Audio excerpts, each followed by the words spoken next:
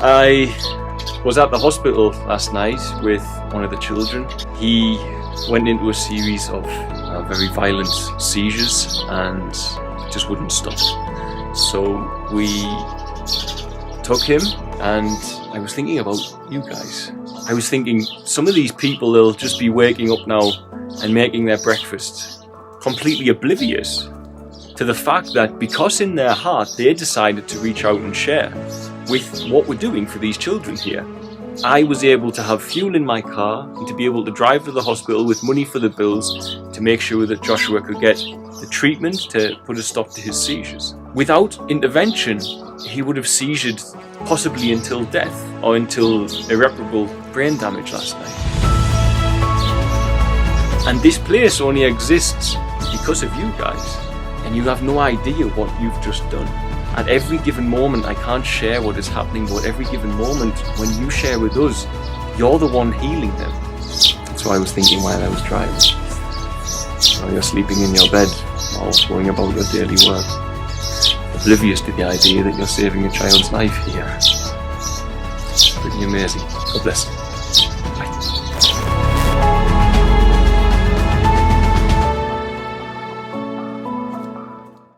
This is the longest I've gone without posting on YouTube for 7 or 8 years. I am back in Tanzania. This time we have moved permanently and made our home here once again. The reason that I haven't posted is that there has been a lot of spiritual warfare upon arrival. There's also been a need to attend to some inner work for the one sitting here talking, to ensure the strength, to ensure there is no weakness, no gap for what lays ahead. This is how I perceive it.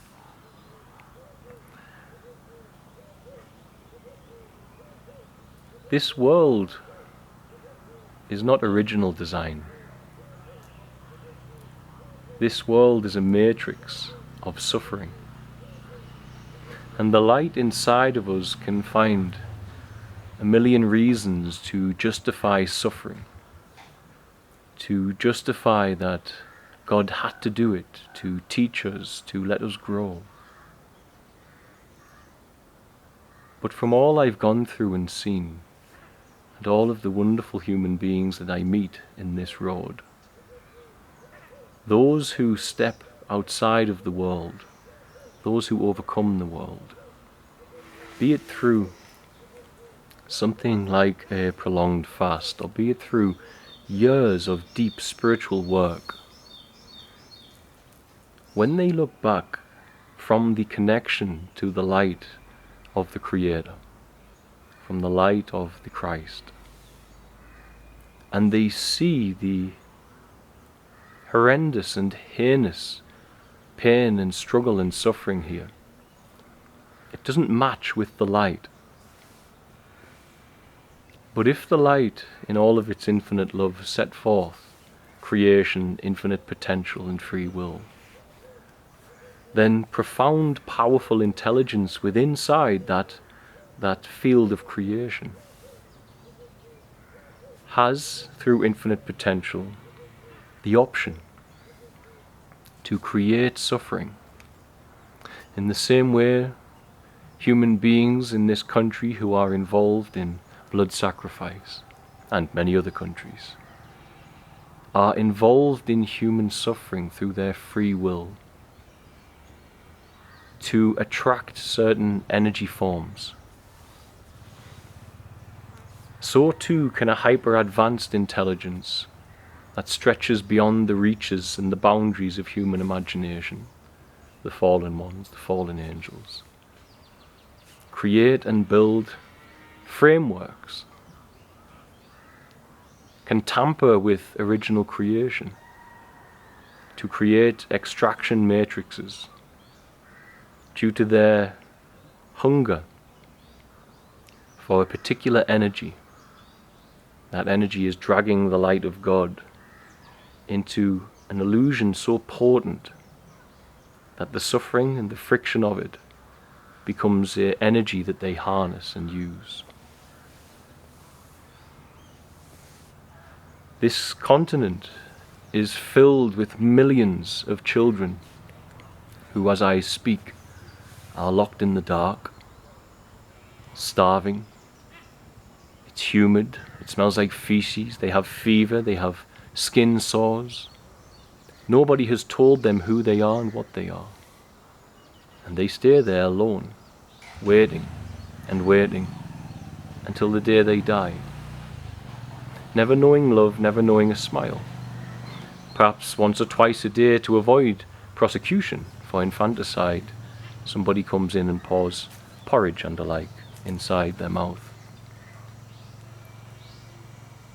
A true cocoon of hell and suffering for a young life. And it exists en masse across this continent. The fallen ones recognize that energy, and they feed on that suffering like an addict on drugs. What we do here is liberate children and souls and consciousness from that frequency of hell, which is what it is. As you do that, you don't only affect the individual child, for all they are your priority on that given day, but you also affect collective consciousness, the frequency that is anchored on this planet to hold humanity into the position it's in,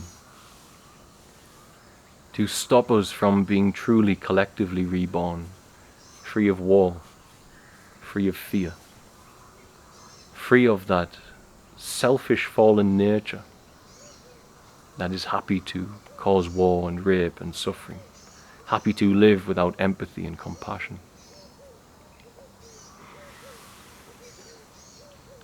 The solution that I have been trained by God to offer this world has been a path of 11 years of training to fight that problem.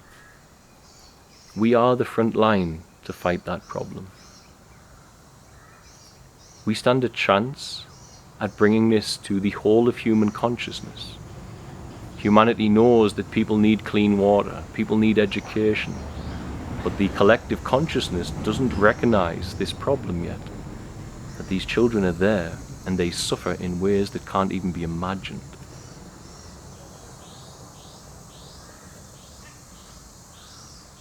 As we spread the light and the love that we do, as it is more than just a child or a collection of children, as it is part of a broader picture, there is an orchestrated, organized, meticulous dark, the fallen, who push back against that. And they will use any means necessary to stop the liberation and the freedom of those children being made manifest.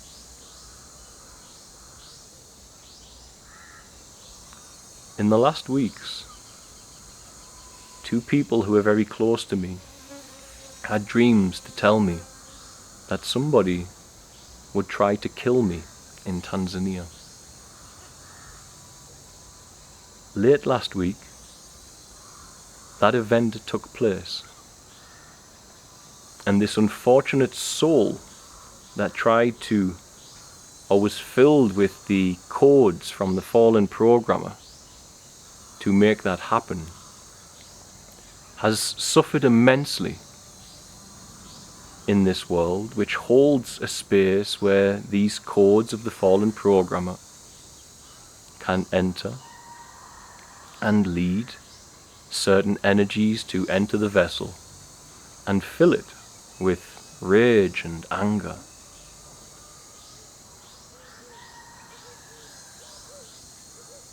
This man will be saved. He's a good man. You can see it inside him. But in this country, where witchcraft is so prevalent, and witchcraft is calling in the codes of the fallen programmer.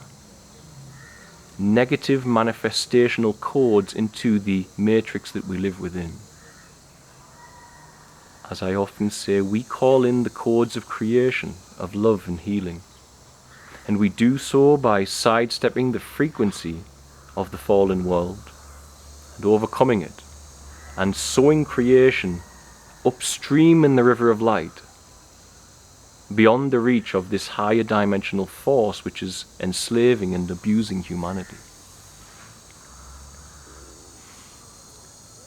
Thanks to these dreams and warnings, and also some visions I had when near this person, I was cautious, more cautious than I would have been.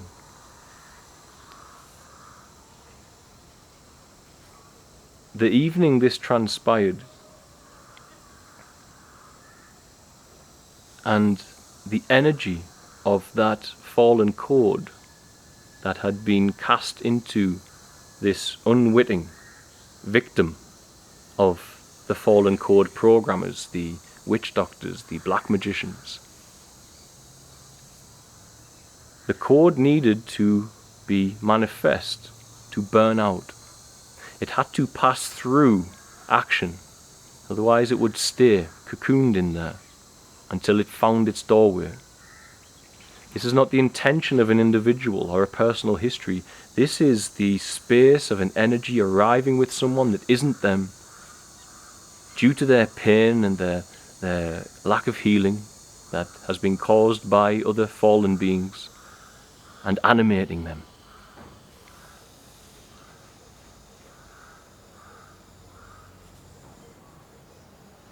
The rage in that human being was felt at a distance, and it was thanks to receiving visions at the time when it was happening that I was able to leave, let it diffuse, and there was no violent end to this.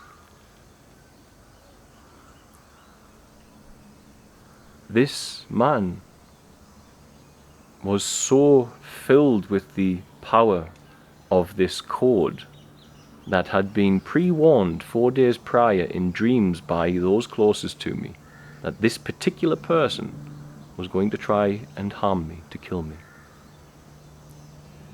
That in the end it took 8 or 9 grown men to restrain him and put him in a police vehicle, where he was taken and treated and sedated, and has since now returned to where it's safe for his life to heal, away from the front line of this spiritual warfare that he had become victim to. You must be ready for this. This is an elite space, without sounding egoic. There is no space for there's no space for leeway. Narrow is the way. And when you are trying to make manifest what we are, it is important that all in the inner circle of that energy of creation are without these deep wounds that the world can leave us with, and even the one speaking here has held in this world. For those closest to you to dream somebody who you completely don't expect it from may try to kill you, and then to see them with an uncontrollable rage screaming your name without real deep causality. Nothing would warrant such energy. And from those that know him, this is not the man they know. And God showed me this is not the man. And someday I look forward to meeting him with love and an embrace, and to work through that and what had happened. For I'm familiar, after 11 years, of the witchcraft and warfare here. He was not.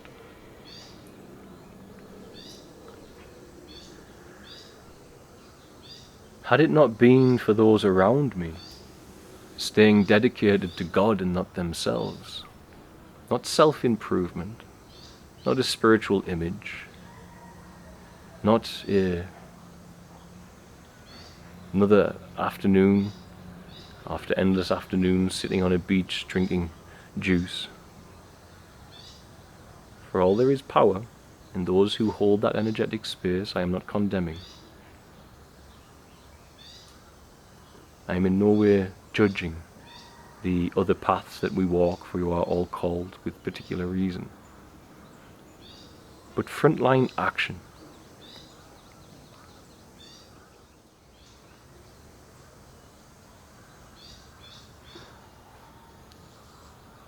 This attack is not isolated. At this present moment in time, those I point at often, the religious identities among us, those who have God on the lips but not in the heart, also mounted an attack not against the human sitting here talking, but against the children, against their well-being, against their food, sustenance, their medication. This is spiritual warfare. And the reason these codes of the fallen creator can enter even wonderful people is either a lack of discernment, which comes from living too much in the mind and not in the surrender to God, too much in the mind with the religious identities, the spiritual identities, and not in the heart, where you await in loving awareness that still small voice to animate you based on the Creator's will, not your plans, will, analysis, your business schemes, etc. None of that.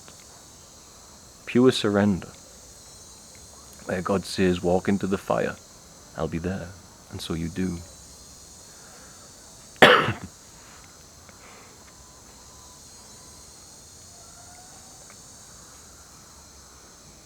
The reason the enemy can enter us is because the body that we live within is part of this suffering matrix. It was tampered with.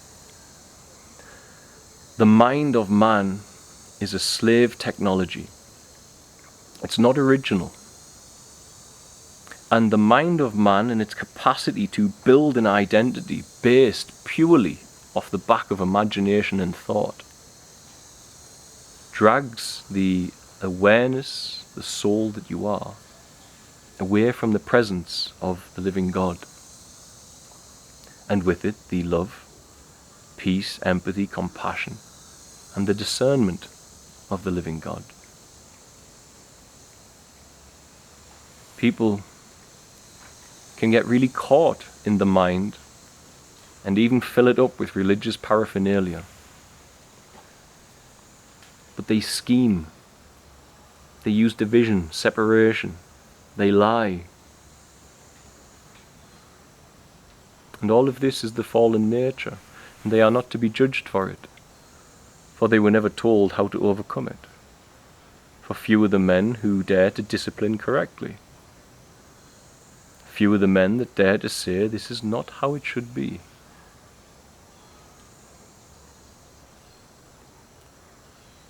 The body of Christ says, one body, many parts. It means that as we here now in this country doing what we are, push to liberate these children, those of you who pray at home, those of you who share, those of you who fundraise, spread the word, you are part of the body of Christ, the body of a will of unconditioned love. And we are part of that same body. And we rely on your prayer. We rely on your love. Otherwise we don't have the tools to go and find these children and break down these doors.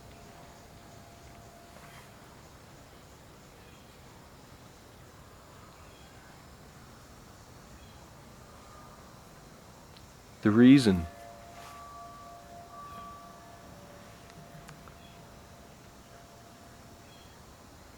the fallen ones can animate humanity into its behaviours, its ways, thinking only of a meanness and a self, of greed, of personal interest, can have people respond to events without compassion and love,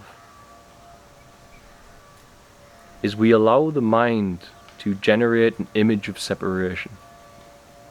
And it's all reliant on that.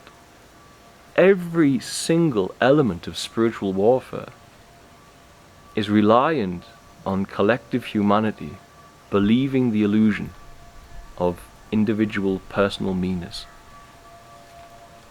And the longer we stay in there, the less animated by the sacred space between thought we become, which is the Christ. For Christ comes to the humble, and the humble are those who are lovingly aware of the wind in the trees, the clouds blowing overhead, and in that space the heart expands and you remain there. You remain there without analysis, plotting and planning, without scheming, without trying to, through the will of a mind, generate more wealth, or through the will of a mind generate more spiritual awareness. You absolutely surrender to this moment where the living God is. And you await. You await its guidance system, its synchronicities, its visions, its inner voice.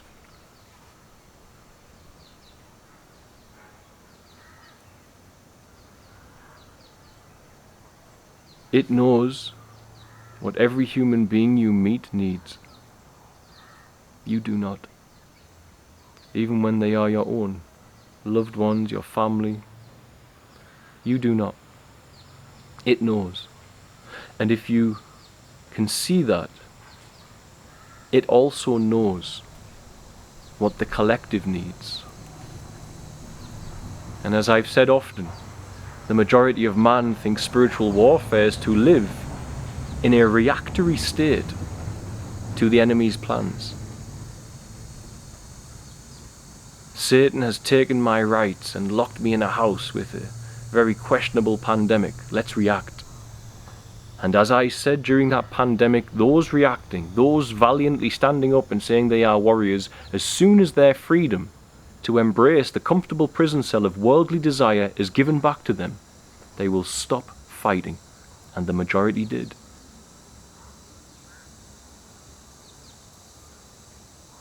You can't win this war through reaction. You must be following the command of the Christ, for this is what the fallen cannot predict. But if you only react to the fallen, it's predictable. Many hear me speak a message of peace and say you're passive. I've seen people write articles online that I'm a New World Order shill promoting passivity. And yet they are not game changers, those who write these things. What they are saying is they don't understand that in peace, in inner peace, the Creator can show the human organism you formerly controlled with your mind how it can be used in the great plan to overcome the fall. Let it animate your direction, and peace will not remain sustained on that battle. It will not remain permanent. There will come a time to rise up in your masculinity or in your femininity. There will come a time to rise up with anger and fighting. There will be a time to battle, to war. But if you make an identity out of it, you will lose track of the guidance system of the Creator, for it speaks in peace. And so inner peace is not passivity, inner peace is realigning to the power and the plan of our Creator. And let it animate you. And when it does, you will build change. And the one who wants to try and control itself into that, right now, what should I do? How do I get there? The voice asking the question, it is the one that is in the way. It is the one. For you are animating the hardware within you that generates a meanness and says it must choose where to go. And I am here to say, let that hardware go to sleep and watch how from within, without the hardware asking this way, what should I do, etc., a knowingness will wash through you, a profound love, a stability and a strength, and it will say, this way, my child. And your battle and your war does not need to look like this one. But it should, no matter where it is and what it is, be guided by the sacred. And thought is a tool to describe reality and the sacred. And therefore your words about the sacred, your ideas about it, your religions, your spiritual paraphernalia, your religion, all of that is a creation of human thought trying to point human thought back to the sacred. But the sacred is. Before Abraham was, I am. The sacred will always be. And even before speech entered reality, it was. And it's learning to find connection to it, to animate you.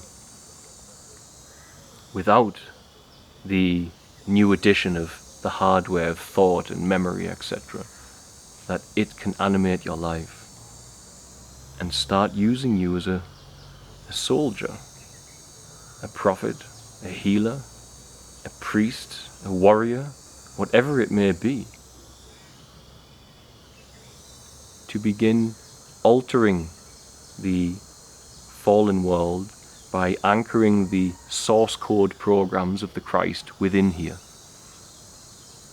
For believe me, there are millions who are bringing in the other codes. God needs code bringers. And when you receive those codes, you will know how your life will be animated in service. And there it begins. I will leave it there. I love you all. All is well. We are all safe, as ever. God has got this. It's just noise. Imagine I'm driving a huge tank at full speed down the road, and Satan and his demonic minions are throwing bricks at it.